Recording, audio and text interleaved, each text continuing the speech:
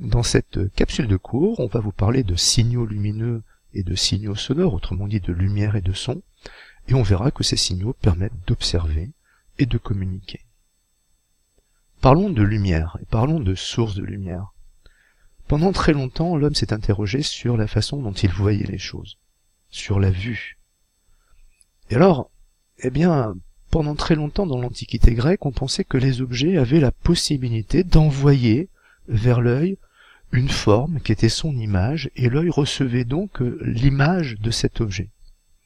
Alors on s'est vite aperçu que ce qu'on voyait, ce que l'œil reçoit comme image, correspond au toucher qu'on peut avoir de l'objet. Et donc l'objet n'envoie pas une image qui est quelconque, il envoie sa propre représentation, on voit réellement l'objet. Alors dans ce cas-là, on s'est dit, puisqu'on peut toucher cet objet et projeter ses mains pour voir sa forme, peut-être qu'il se passe la même chose avec l'œil, et que l'œil projette quelque chose qui va toucher cet objet, ressentir sa forme. Alors il faudra attendre très longtemps, il faudra attendre le Moyen-Âge, pour qu'enfin on ait quelque chose de plus réel. En fait, un scientifique de cette époque, qui s'appelle Alhazen, dit qu'en fait, il y a un certain nombre d'objets qui sont des sources primaires, c'est-à-dire des objets qui émettent eux-mêmes de la lumière. Et on les voit parce que ces objets envoient de la lumière qui arrive au niveau de notre œil. Et il existe aussi des objets qui n'émettent pas par eux-mêmes de la lumière, mais qui reçoivent de la lumière des sources primaires et qui réémettent cette lumière en direction de l'œil. Deux termes importants, deux idées importantes qui sont développées. Il existe des objets lumineux qui sont des sources primaires, et il existe des objets qu'on appelle diffusants qui réémettent la lumière qu'elles reçoivent. Ici par exemple, le soleil est une source primaire, et le vase qui est là est un objet diffusant. Et l'œil est un simple récepteur. L'œil ne projette rien, l'œil reçoit simplement la lumière. Les sources primaires émettent de la lumière, par exemple le soleil, les étoiles, les lampes, les lasers, les bougies, le feu, les éclairs. Les objets diffusants réémettent la lumière qu'ils reçoivent. Ils ne produisent pas de lumière par eux-mêmes. Par exemple les planètes, le ciel, la lune, le tableau de la classe, vous-même, un miroir, etc. Tout ça, ce sont des objets diffusants. Est-ce que vous seriez capable de compléter ce schéma en indiquant où se trouve la source primaire, quels sont les objets diffusants, et représentant par des flèches le trajet de la lumière qui permet d'expliquer pourquoi un terrien voit la lune? Vous pouvez mettre la vidéo sur pause pour compléter ce petit schéma. En réalité, on a ici une source primaire, qui est le soleil, une étoile. La Terre et la Lune sont des objets diffusants. Le soleil émet de la lumière, partout, et notamment en direction de la Lune. La Lune réémet cette lumière en direction de la Terre, et c'est pour ça que le terrien voit la Lune.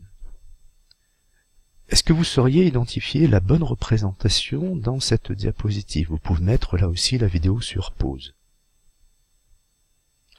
La bonne réponse est la suivante. On a ici une source primaire qui envoie la lumière sur cet objet qui est un objet diffusant. Cet objet diffusant renvoie de la lumière vers l'œil, et c'est pour ça que cette personne voit cet objet. L'étoile du berger est la première étoile à apparaître au crépuscule. En réalité, il ne faudrait pas dire étoile, car il s'agit d'une planète du système solaire. Cette planète, c'est Vénus. Aldébaran, par contre, est une étoile située à environ 65 années-lumière de notre système solaire. On parlera tout à l'heure de ce qu'on appelle une année-lumière. En tout cas, c'est très très loin. Beaucoup, beaucoup plus loin que Vénus. Ici, dans ce ciel, on a Aldébaran qui apparaît ici, et Vénus qui apparaît ici.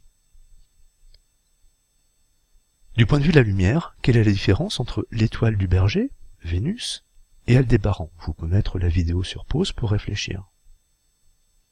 En réalité, ici on a une source primaire, qui est une étoile, Aldébaran, et on a un objet diffusant, qui est Vénus, qui est une planète.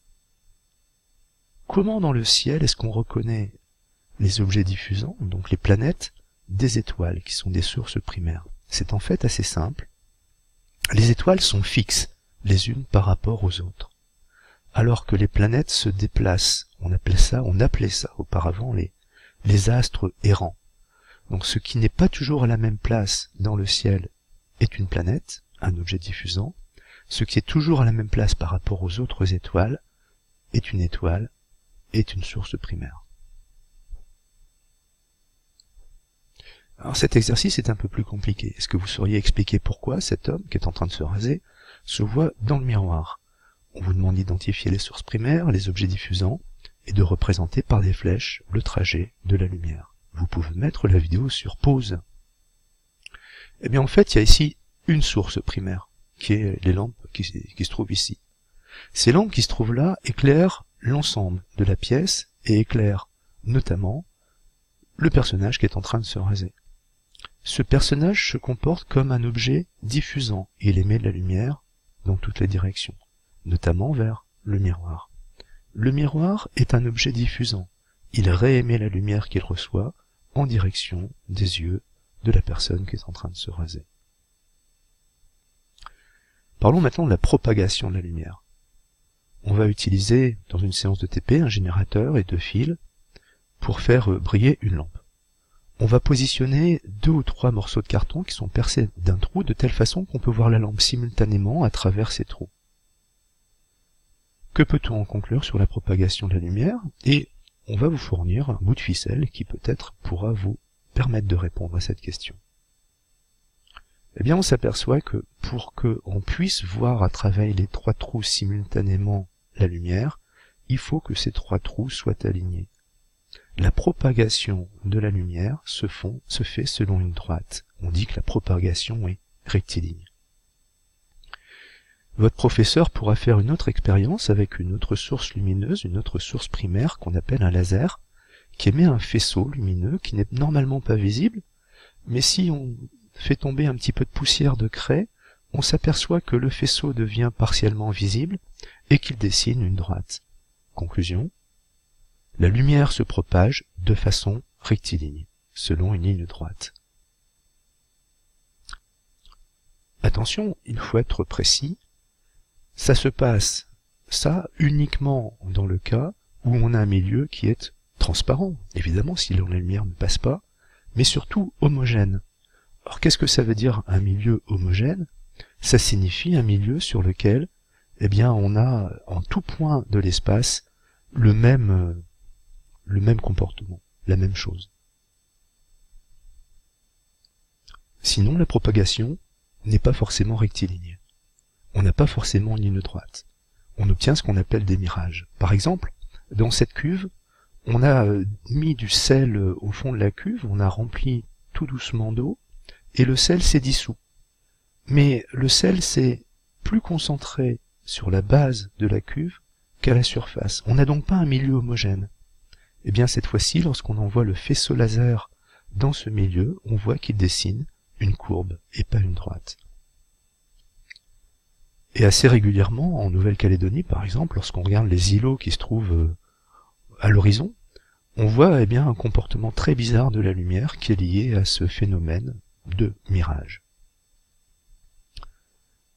On appelle un rayon lumineux une flèche qui modélise la propagation rectiligne de la lumière d'une source, primaire ou objet diffusant, vers un récepteur, un autre objet diffusant, l'œil, un appareil photo. Une lampe, par exemple, émet des rayons lumineux dans toutes les directions de l'espace. Et si on voit cette lampe, c'est qu'au moins un rayon lumineux part de cette lampe et arrive au niveau de l'œil. Un laser, lui, émet un rayon lumineux dans une seule direction. Et donc si on voit ce laser, c'est que notre œil est en face du laser, en face de ce rayon lumineux. Alors ça, c'est absolument pas à faire, parce que notre œil, c'est quelque chose qui est fragile, et ce rayon lumineux est assez concentré en intensité lumineuse, et peut provoquer des dégâts qui sont irréversibles sur la rétine de l'œil. Donc quand vous jouez avec des lasers, jamais on s'amuse à les projeter vers l'œil des gens qui sont autour de vous. Et on fait attention aussi aux surfaces réfléchissantes, au miroir par exemple, parce que le rayon peut se réfléchir sur un miroir et accidentellement arriver dans l'œil de quelqu'un. Le son, ça ressemble à la lumière. Alors forcément, c'est pas les mêmes sens. Le son, c'est l'ouïe, ça concerne l'oreille. La lumière, c'est la vue, ça concerne les yeux. Mais il y a plein de choses qui se ressemblent entre le son et la lumière. Tout d'abord, on peut distinguer des sources primaires, pour le son comme pour la lumière. On peut aussi distinguer des sources secondaires, on appelle ça des objets diffusants. Par exemple, pour la lumière, ce mur est un objet diffusant. La lumière du soleil éclaire le mur et c'est pour ça qu'on le voit. Ce mur est aussi un objet diffusant pour le son. C'est ce qu'on appelle un mur anti-son qui protège les riverains, par exemple, d'une route sur laquelle il y a une grande circulation. Et le son va ici venir se réfléchir sur le mur et ne pas passer à travers et donc protéger les riverains. Le mur émet du son, c'est un objet diffusant. Et par rapport à la propagation, de la même façon que la lumière se propage d'une façon rectiligne, le son se propage d'une façon rectiligne. Lorsqu'on écoute un musicien, il envoie du son dans toutes les directions sous forme de rayons. Et pour qu'on puisse entendre ce musicien, il faut qu'au moins un de ces rayons arrive au niveau de l'oreille. C'est exactement ce qui se passe pour la lumière. Alors le son ressemble à la lumière, certes, mais le son est aussi différent de la lumière, très différent de la lumière. Lorsqu'on fait sonner un réveil matin dans une cloche en verre, on voit et on entend le réveil. Alors bien sûr, la cloche assourdit un petit peu le son du réveil, mais on l'entend quand même assez distinctement. Cette pompe qui est là permet de faire le vide dans la cloche. Et lorsqu'on va faire le vide dans la cloche, on s'aperçoit qu'on voit toujours le réveil, mais on ne l'entend plus, ou alors on l'entend vraiment très très très faiblement. Autrement dit, il y a une grosse différence entre la lumière qui est émise par ce réveil et le son qui est émis par ce réveil. La lumière se propage dans le vide, le son ne se propage pas dans le vide. Alors, la lumière se propage dans le vide, on a une preuve absolue, c'est que sur Terre, il y a de la lumière. On voit la lumière du soleil. Parce que si la lumière ne se propageait pas dans le vide, la lumière du soleil ne se propagerait pas dans l'espace et n'arriverait pas sur Terre. Le son ne se propage pas dans le vide, et ça c'est une erreur qu'on voit souvent dans les films de science-fiction. Vous savez, quand on a ces gros vaisseaux là qui passent dans l'espace et on entend le bruit des gros vaisseaux, en fait, dans l'espace, on n'entend rien. Le son ne peut pas se propager. Le son a besoin d'un milieu pour se propager. Il ne peut pas se propager dans le vide. Par exemple, si on place une bougie devant un haut-parleur et qu'on produit un son très très grave, on voit la membrane du haut-parleur qui va osciller. De la même façon, on va voir la flamme de la bougie qui va osciller. En fait, le son, c'est une vibration qui se propage dans l'air. Ou dans d'autres milieux, ça peut être de l'eau, ça peut être du béton, ça peut être du métal, pas dans le vide en tout cas. Avec le logiciel Audacity, on va pouvoir visualiser les vibrations qui correspondent à un son. Alors comment peut-on faire ? C'est très simple. On va utiliser ce bouton pour faire un enregistrement d'un bruit, d'un son. J'enregistre. Et j'ai enregistré un son. Il se trouve là, alors il n'est pas très grand ce son, donc j'ai peut-être l'amplifier. Pour ça, je le sélectionne. Et dans les outils effets qui sont là-haut, j'ai amplification, je sélectionne, je dis OK, et mon signal est déjà un petit peu plus grand. Alors là, on voit pas bien les vibrations. Par contre, je vais pouvoir utiliser ce bouton, là, le zoom, qui va permettre de zoomer un petit peu sur cette chose-là. Et je vois que le son, c'est bien des vibrations ici qui apparaissent, qui ont été enregistrées par le micro, et qui sont ici enregistrées sur mon petit signal. On peut en faire un autre, par exemple.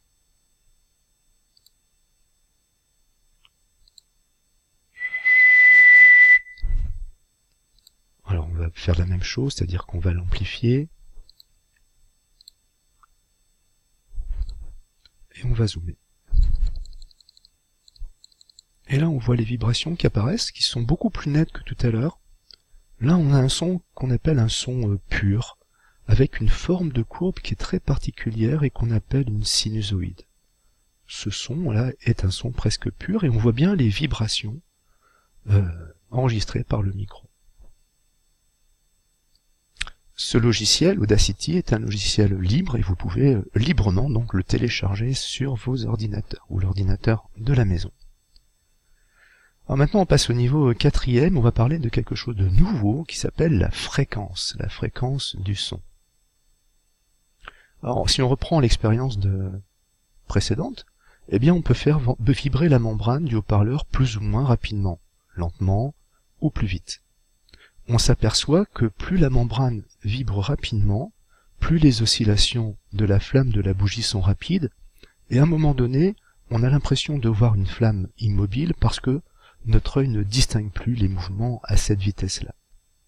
Et on s'aperçoit aussi que plus on augmente la vitesse de vibration, plus le son est aigu. Eh bien, cette vitesse de vibration du haut-parleur, ça a un nom. Cette vitesse de vibration du son, c'est ce qu'on appelle la fréquence. La fréquence F d'un son, c'est le nombre de vibrations par seconde. C'est-à-dire que si mon parleur vibre une fois par seconde, la fréquence est de 1 Hz. Si mon haut-parleur vibre 10 fois par seconde, la fréquence est de 10 Hz. Cette fréquence s'exprime en Hertz, c'est le nom d'un physicien allemand, qui a inventé les ondes radio, et plus la fréquence F d'un son est grande, plus le son est aigu. Voilà ce qu'il faut retenir. Alors si on s'intéresse à ces fréquences, eh bien on s'aperçoit que lorsque le haut-parleur vibre très lentement, on n'entend rien. Et lorsque le haut-parleur va vibrer très très vite, on ne va plus rien entendre non plus. C'est-à-dire que l'oreille humaine est sensible à un certain nombre de fréquences qui sont comprises entre 20 Hz et 2000 Hz. 20 Hz ce sont les sons les plus graves qu'on puisse entendre, 2000 Hz ce sont les sons les plus aigus. En dessous, on a ce qu'on appelle des infrasons. Au-dessus, on a ce qu'on appelle des ultrasons. Alors, l'homme n'entend pas ces ultrasons, mais un certain nombre d'animaux les entendent. Par exemple, les chiens en entendent certains. Les chauves-souris communiquent et visualisent leur environnement avec des ultrasons. On peut, avec Audacity, mesurer la fréquence d'un son. On va vous montrer comment. On lance un nouvel enregistrement.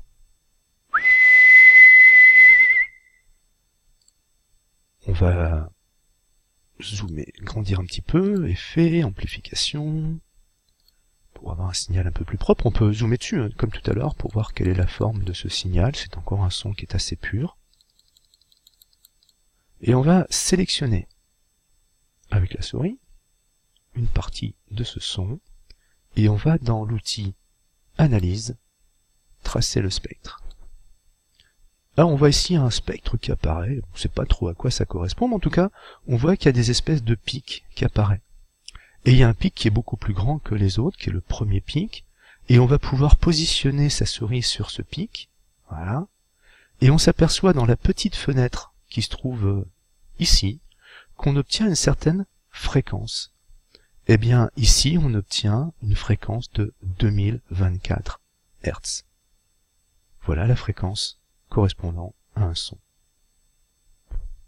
On peut faire quelques exercices à propos de ces fréquences. Dans l'exercice 1, on nous dit que les sons les plus aigus qu'une oreille humaine peut entendre ont une fréquence de 20 000 Hz.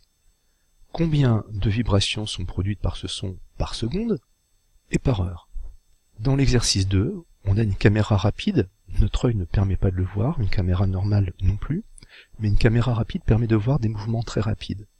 Eh bien, avec une caméra rapide, on enregistre les vibrations de la flamme de la bougie qui est placée devant le haut-parleur de l'expérience précédente. En visionnant le film image par image, on arrive à voir que 10 oscillations de la bougie sont obtenues en 0,25 secondes. Quelle est la fréquence F du son qui est émis par ce haut-parleur? Vous pouvez mettre la vidéo sur pause pour répondre aux questions qui sont posées. Premier exercice, c'est facile. Par définition, la fréquence, c'est le nombre d'oscillations par seconde. Donc lorsqu'on dit une fréquence de 20 000 Hz, ça signifie qu'on a 20 000 oscillations par seconde. Combien d'oscillations par heure? Eh bien une heure c'est 60 minutes et une minute c'est 60 secondes. Donc si je multiplie 20 000 par 60, c'est le nombre d'oscillations par minute, et si je multiplie à nouveau par 60, c'est le nombre d'oscillations par heure, autrement dit 72 millions d'oscillations. Dans l'exercice 2, on observe 10 oscillations en 0,25 secondes. Mais 0,25 secondes, c'est un quart de seconde, donc une seconde, c'est 4 fois plus de temps. Eh bien, si on a 10 oscillations en 0,25 secondes, en 4 fois plus de temps, on aura 40 oscillations. Donc la fréquence est de 40 Hz. Il y a une autre façon de calculer les choses. La fréquence, c'est le nombre d'oscillations par seconde. Eh bien, pour l'obtenir, on peut prendre le nombre d'oscillations et diviser la durée pendant laquelle on les a observées. Ici, c'est donc 10 oscillations que divise 0,25 secondes, on obtient 40 Hz. Alors, bien sûr, pour que ça fonctionne, il faut que le temps ici soit exprimé en secondes. Notes de musique et fréquences. En musique, on joue des notes qui sont plus ou moins aiguës, plus ou moins basses. Eh bien, chaque note est définie par une fréquence. On a ici un tableau qui génère toutes ces fréquences pour toutes les notes envisageables de tous les octaves. Ici, c'est les octaves les plus graves. Ici, ce sont les octaves les plus aiguës. Et par exemple, eh bien, si on veut connaître la fréquence du La du troisième octave, eh bien, on l'obtient assez facilement. On obtient ici 440 Hz. Donc, chaque note est définie par une fréquence. Eh bien, on peut imaginer toutes sortes de séances, de travaux pratiques pour produire des sons à des hauteurs données, donc des notes. Et ce qu'on vous propose de regarder, c'est tout d'abord, eh bien, cet instrument qui s'appelle un diapason. Alors ce diapason, c'est un instrument qui joue pas de musique en particulier, mais qui permet d'accorder les instruments de musique. Et bien justement, ce diapason, il est à 440 Hz. Combien de fois vibre ce diapason par seconde? Puisque sa fréquence est de 440 Hz. Maintenant, ça devrait être simple, la réponse devrait fuser. Eh bien, 440 Hz, ça correspond à 440 vibrations par seconde.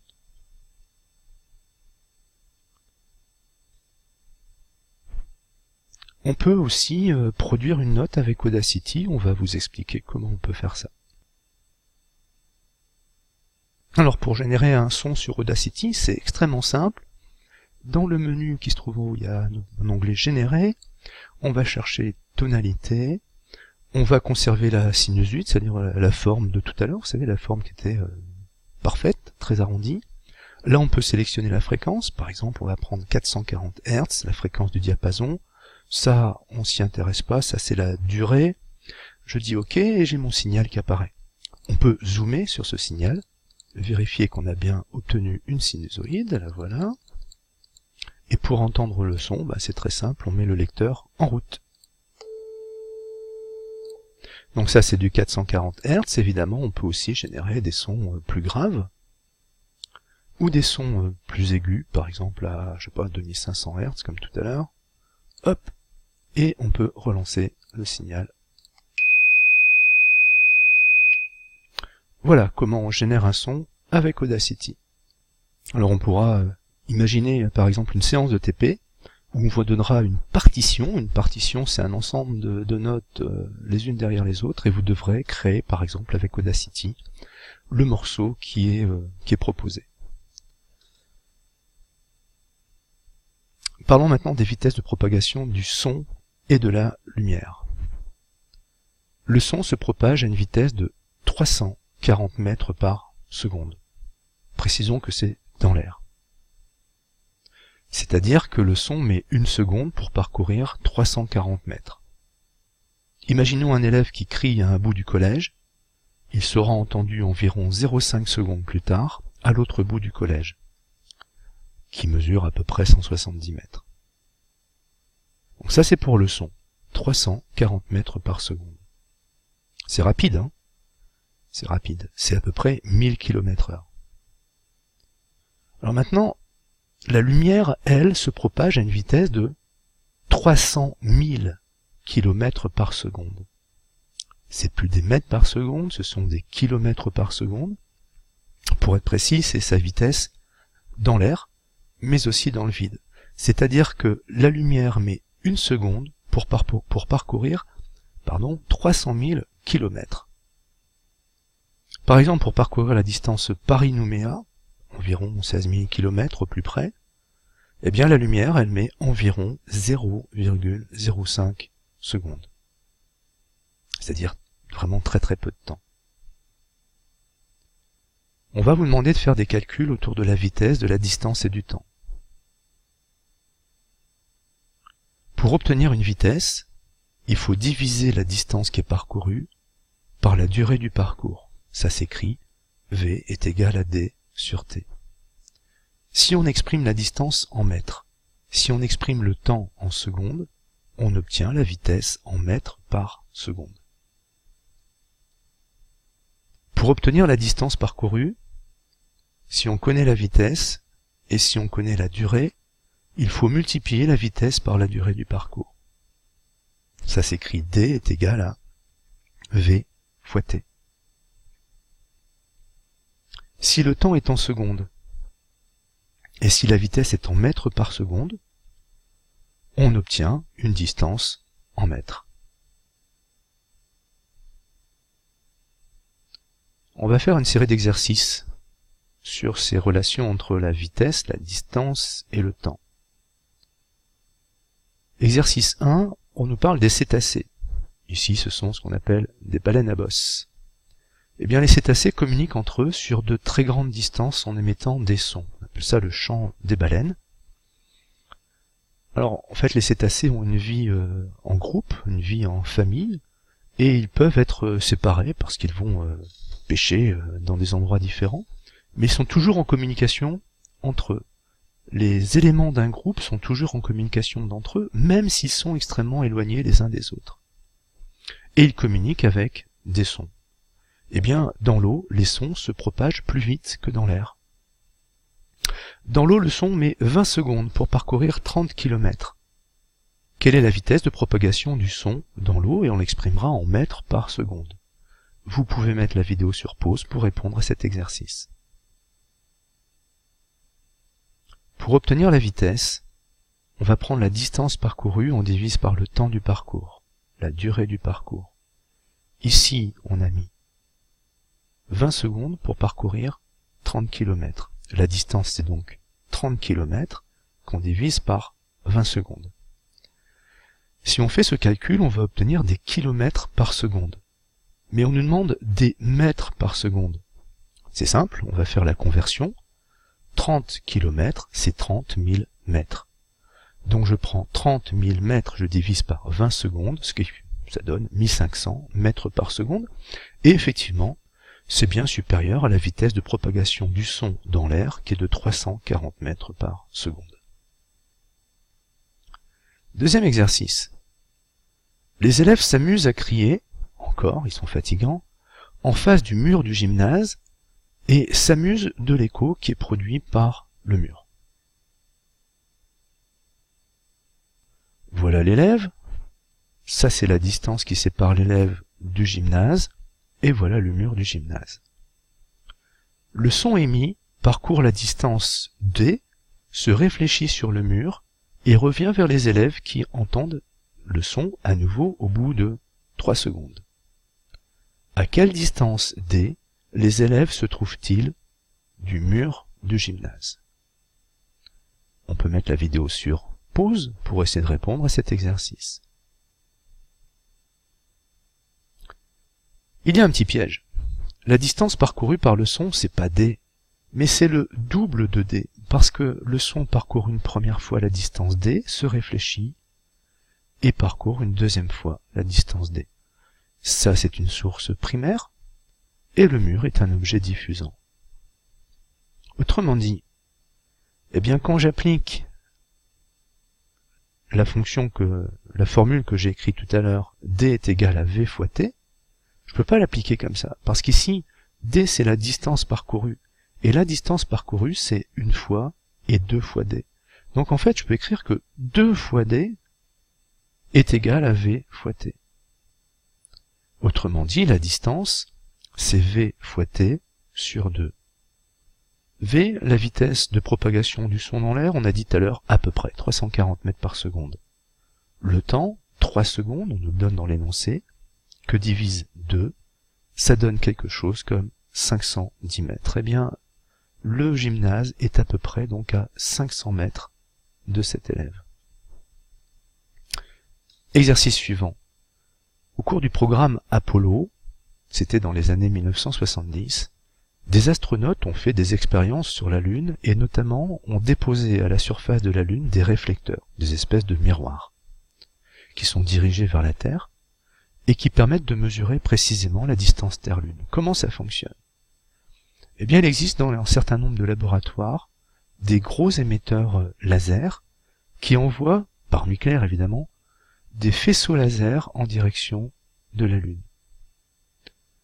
Ces faisceaux laser partent en direction de la Lune, alors on vise ces réflecteurs, arrivent au niveau de ces réflecteurs et sont réfléchis.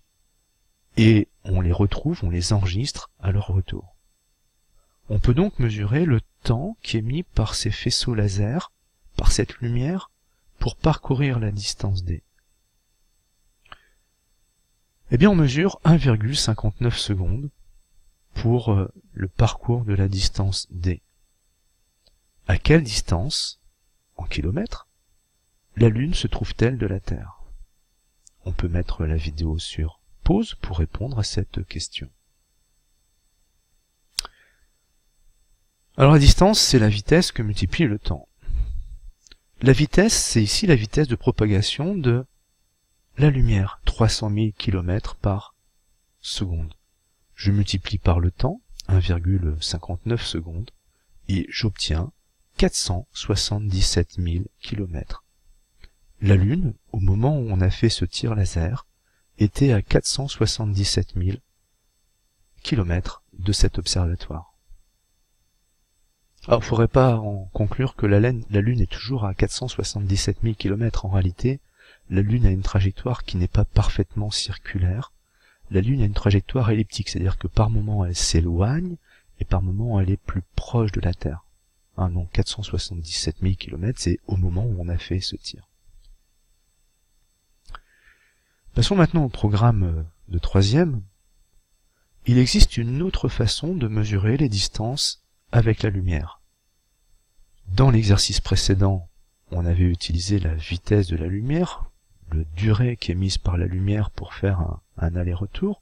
Ça marche bien pour les objets qui sont relativement proches de nous. Mais pour les objets qui seraient extrêmement lointains, il faudrait que la lumière, par exemple, eh bien, si on a, je sais pas, un objet qui se trouve à une année de lumière, c'est-à-dire la distance qui est nécessaire à la lumière, que la lumière va parcourir en un an, eh bien, il faudrait attendre 1 an que la lumière arrive sur cet astre et une 2e année pour que ça revienne. C'est encore faisable. Mais si on avait des choses beaucoup plus lointaines à observer, ce serait un petit peu plus compliqué. Donc, eh bien, il existe une autre façon de mesurer les distances et d'exprimer les distances avec la lumière, et c'est ce qu'on appelle l'année de lumière. On sait que la lumière a une vitesse de propagation de 300 000 km par seconde. Donc elle parcourt 300 000 km en 1 seconde. Donc elle parcourt 300 000 km que multiplie 60 en 1 minute, puisque 1 minute c'est 60 secondes. Si je multiplie à nouveau par 60, j'ai la distance parcourue en 1 heure. Si je multiplie par 24, j'ai la distance mesurée en 1 jour, parcourue en 1 jour. Et si je multiplie par 365, j'ai globalement la distance qui est parcourue par 1 an, par la lumière en 1 an. Alors j'obtiens quelque chose qui est assez grand, ça fait 9 500 000 millions de kilomètres en 1 année. Eh bien cette distance-là, qui est la distance parcourue par la lumière en 1 an, elle porte un nom, c'est ce qu'on appelle l'année-lumière. L'année-lumière, c'est la distance qui est parcourue par la lumière en 1 année. Alors ça peut sembler bizarre, parce que 1 année c'est une unité de temps, et là on nous dit c'est une distance Ah oui, c'est ça, c'est un petit peu bizarre, il faut pas se tromper. L'année-lumière, c'est bien une distance, c'est pas un temps. Alors évidemment, ça va nous permettre de mesurer la position, les distances, pour des objets qui sont très lointains. En astronomie, on va pouvoir mesurer la position par rapport à la Terre des étoiles, des galaxies. Parlons justement un petit peu de ces distances qu'on peut observer dans l'univers. La Lune est à 1,5 secondes de lumière de la Terre, c'est-à-dire que la lumière met 1,5 secondes pour parcourir la distance Lune-Terre. La Terre est à 8 minutes de lumière du Soleil. La lumière qui nous vient du Soleil met 8 minutes pour arriver jusqu'à la surface de la Terre. Pluton, la planète la plus lointaine du système solaire, est à 330 minutes. Donc la lumière met 330 minutes pour parcourir la distance entre Pluton et la Terre. L'étoile la plus proche du Soleil est à 5 années de lumière. C'est-à-dire que cette étoile la plus proche de notre système solaire est à 5 années de lumière, c'est-à-dire que la lumière met 5 ans pour nous arriver de cette étoile. Le diamètre de notre galaxie, qu'on appelle la Voie lactée. Donc la galaxie, c'est un ensemble de systèmes solaires, et notre système solaire donc appartient à cette Voie lactée. Eh bien, le diamètre de notre galaxie, c'est 100 000 années-lumière. La galaxie la plus proche de nous, qui s'appelle Andromède, est à 2 500 000 années de lumière. C'est-à-dire que la lumière qui vient de cette galaxie met 2 500 000 ans avant d'arriver à la surface de la Terre, sur nos observatoires.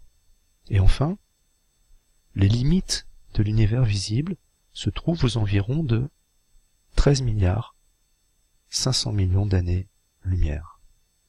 C'est-à-dire que lorsqu'on voit le maximum, l'horizon de cet univers, ce que fait par exemple ce que fait un satellite qui s'appelle Hubble, eh bien la lumière qui nous provient des zones les plus éloignées de cet univers met à peu près 13 milliards d'années pour nous parvenir. La lumière messager du passé.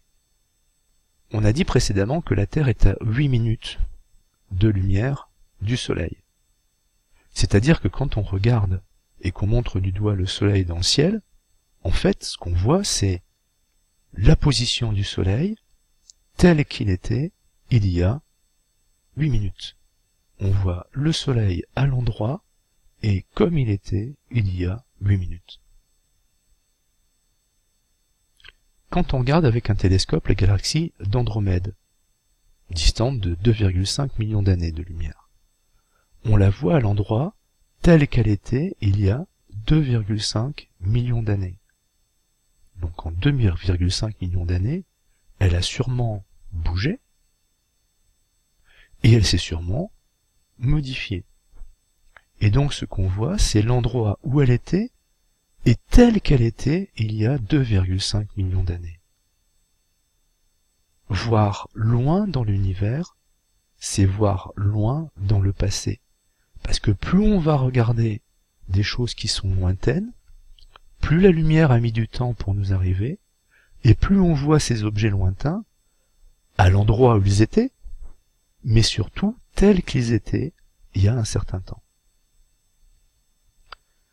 Eh bien, on a parlé du satellite Hubble, par exemple, il y en a d'autres, qui observent les étoiles et des galaxies à 13 milliards d'années. Eh bien, ils voient l'univers tel qu'il était peu de temps après sa naissance.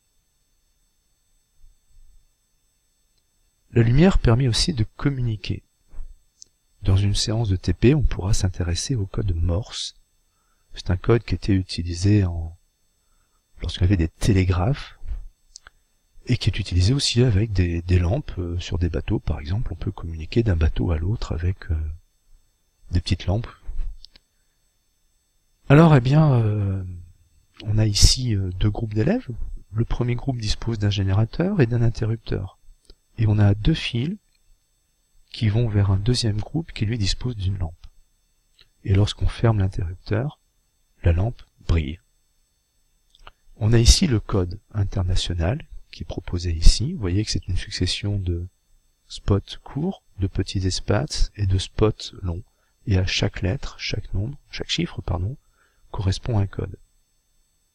Eh bien, le groupe 1 va essayer d'envoyer un message au groupe 2 qui doit essayer de le déchiffrer.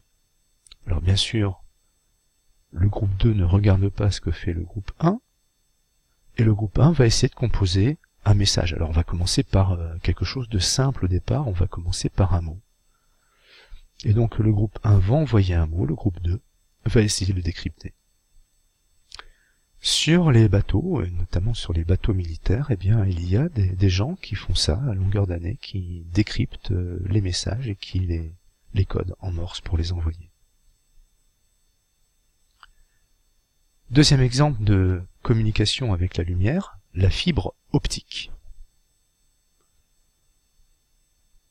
Un petit flash info qui date de mai 2018, un incident survenu à 13h30 sur une installation de fibre optique à Païta. Les équipes ont travaillé toute la nuit pour rétablir la quasi-totalité des services Internet et réseaux mobiles. C'est-à-dire qu'il n'y avait plus d'Internet et il n'y avait plus de réseau dans la partie nord de la Nouvelle-Calédonie. Qu'est-ce que c'est que cette histoire? Qu'est-ce que c'est que cette histoire de fibre optique?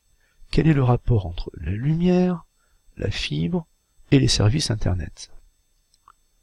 Si on cherche un petit peu sur Internet, on s'aperçoit qu'il y a un grand projet de distribution de la fibre optique sur toute la surface de la Nouvelle-Calédonie. Par exemple, ici, eh bien, sur Koné, les raccordements sont prévus pour le deuxième semestre 2019, voire pour 2020 sur Point Bout et Koné Nord. Qu'est-ce que c'est que cette histoire de fibre optique? Parce que jusqu'à présent, on sait bien que la Wi-Fi, enfin l'Internet, ça passe par les lignes téléphoniques. On a ici une petite carte sur laquelle on a représenté tous les câbles optiques qui relient tous les continents. Et on voit ici, par exemple, eh bien, un câble optique qui part de l'Australie et qui passe par la Nouvelle-Calédonie et qui est relié au reste du monde. Pourquoi favoriser la communication entre ces continents par de la fibre optique? Alors on va pas rentrer dans le détail du fonctionnement de cette fibre optique. On va simplement expliquer que cette fibre, et puis on montrera un exemple en TP, puis peut-être avec une bouteille d'eau percée, on essaiera de faire une petite expérience qui montre qu'on peut courber le trajet de la lumière. En fait, eh bien, on envoie un faisceau de lumière à l'intérieur d'une fibre, et la lumière, globalement, va se réfléchir sur les parois de cette fibre, être propagée tout au long de la fibre et ressortir de l'autre côté. Alors voilà ce qu'on appelle une fibre optique, ça permet de faire passer de la lumière. Alors l'intérêt, c'est que la lumière, on peut lui donner des informations, par exemple en la faisant vibrer d'une façon différente ou en la cadençant. Eh bien ça veut dire qu'on va pouvoir transmettre une information d'un côté de la fibre optique et la retrouver de l'autre côté de la fibre optique. Alors quel intérêt ça a par rapport au câble téléphonique? Eh bien l'intérêt, c'est que la lumière, elle se déplace à 300 000 km par seconde. C'est-à-dire que lorsqu'on envoie une information de Paris, par exemple, à destination de Nouméa, eh bien quasiment instantanément, la lumière va se propager dans les fibres optiques. Alors on ne sait pas trop par quel réseau ça passe, et ça va arriver en Nouvelle-Calédonie de façon quasiment instantanée. Ce qui nous permet maintenant de téléphoner, par exemple, sur Internet, et de plus avoir le délai de réponse qui existait il y a encore quelques années quand on téléphonait très loin à l'étranger.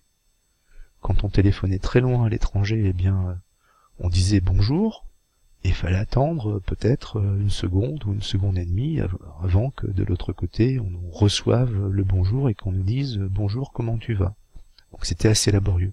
Maintenant c'est quasiment instantané. Voilà, ben on a fini cette partie du programme. Merci de votre attention.